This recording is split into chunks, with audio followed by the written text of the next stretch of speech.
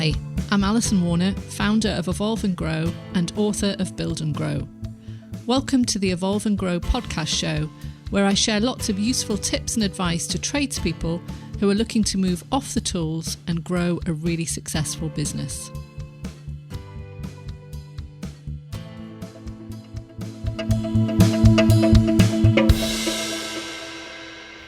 The build system, understanding your strengths. So in this podcast, we're going to look at how to identify and make better use of your strengths. These are the skills and qualities that you have, the things that come most naturally to you. When you play to your strengths, you're completely energized and you add the most value to whatever you're doing. The problem is that we're brought up in a world where we're encouraged to try to be a good all-rounder, but there is no such thing. I know this is a generalisation, but in my experience, business owners in the construction and trade industries often didn't enjoy or do that well at school. They're very practical people. It's just that their strengths were not developed within the traditional educational environment.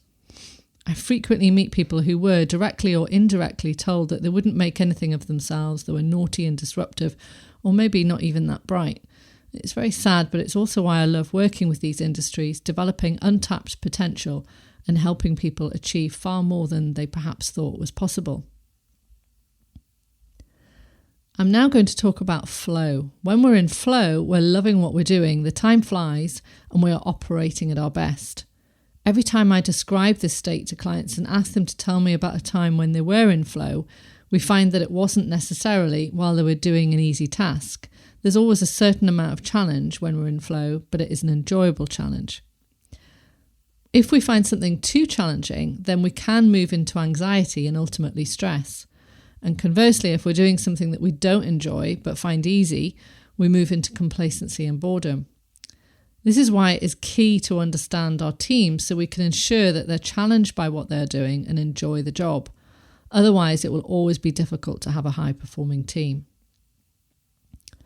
I first came across the concept of focusing on developing strengths as opposed to weakness 7 years ago when I met James Brooke and Dr. Paul Brereton, who co-founded Strengths Partnership in the UK. They created an assessment tool called StrengthScope, which I began using with clients when I first started the business. It's a test that you complete online which highlights your 7 key strengths out of a possible 24. And you can read more about StrengthScope by visiting www.strengthscope.com. Many people are completely unaware of their strengths, possibly because we live in a society that focuses on weaknesses and eradicating them.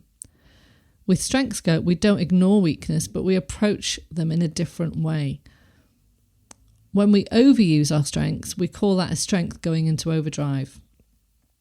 Our strengths are the things that naturally energize us, and because of this, we can sometimes use them too much.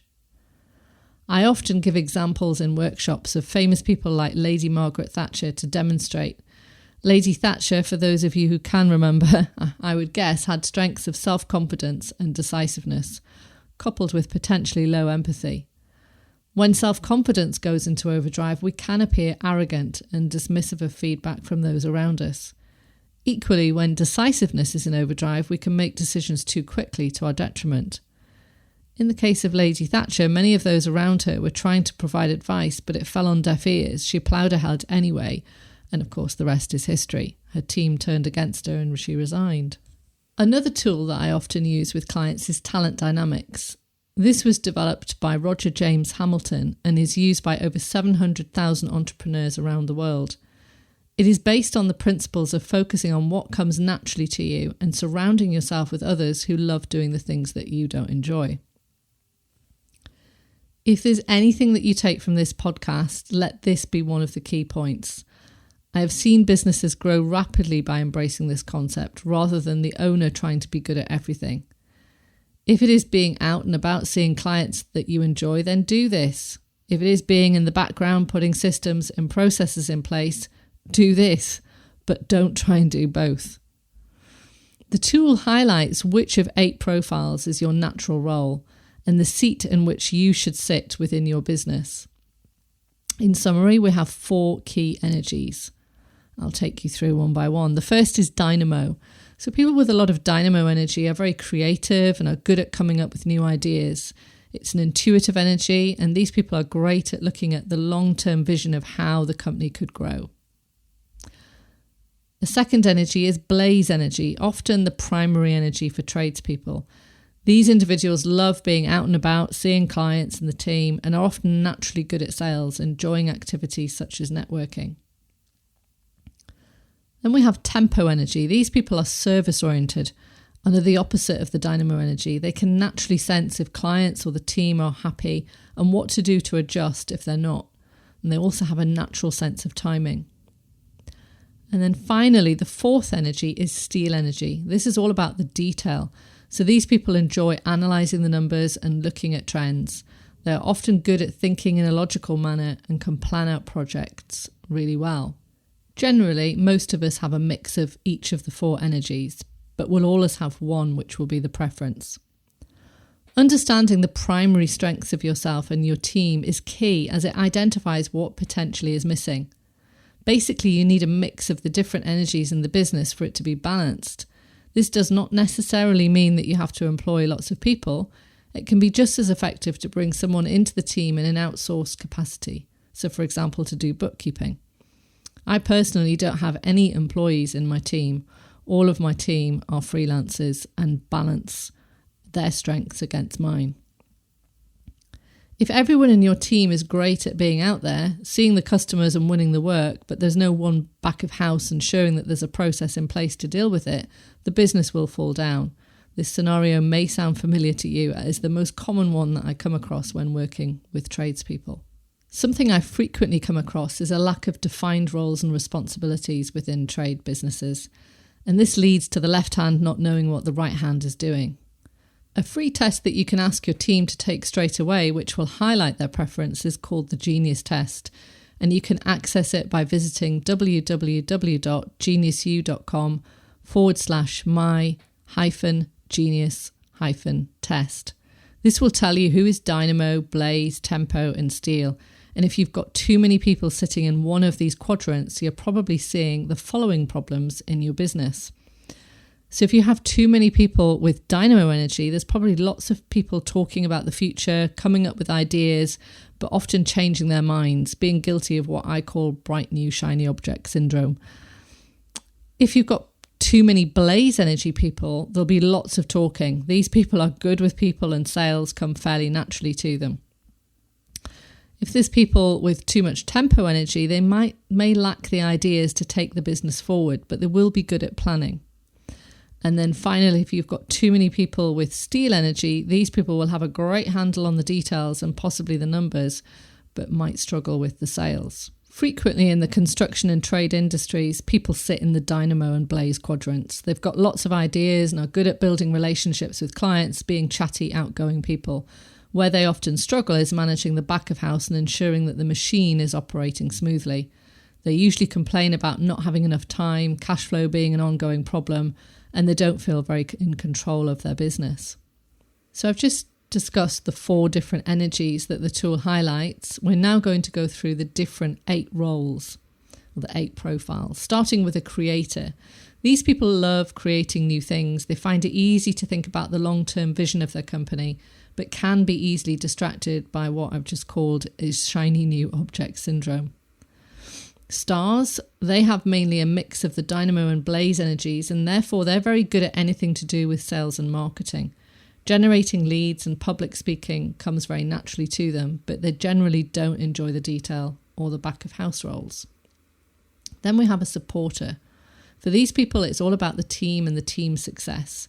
They therefore make natural leaders and are great at motivating and inspiring people. They love to talk, but like stars, don't enjoy back-of-house tasks or looking at detailed spreadsheets. Then we have a Dealmaker. These people have mainly a mix of the tempo and blaze energies. While they are extrovert, they tend to be much more comfortable one-on-one as opposed to speaking to a group. They're great at negotiating and closing deals, but again are generally not very good with organisation and detail. Then coming round the square, we have a trader. For traders, it's all about harmony for the team and the customers. They're good at making sure everything is fair and sensing when things are not going well. They therefore make great customer service people or HR managers. and they may find thinking about the long-term vision and coming up with ideas a challenge. Then we have an accumulator. Now, these people enjoy detail, and because they are a mix of the tempo and the steel energies, they're also good with timing, therefore make great project managers. They can be relied on to manage the details well and to make sure that all the elements of a project are planned out in the right order. However, don't go asking them to go out networking or public speaking because they'll probably hate it. Then we have a lord. Lords tend to love the numbers and the detail, so they're great at finance manager roles, analysing trends and the detail behind the business. Again, they're unlikely to enjoy networking and sales, preferring to be in the background where there are opportunities to drive efficiencies. And then finally, mechanics. These people love to come in and improve the way things are done, implementing systems and processes to drive efficiencies and make things run more smoothly. They generally don't enjoy managing people or sales or marketing.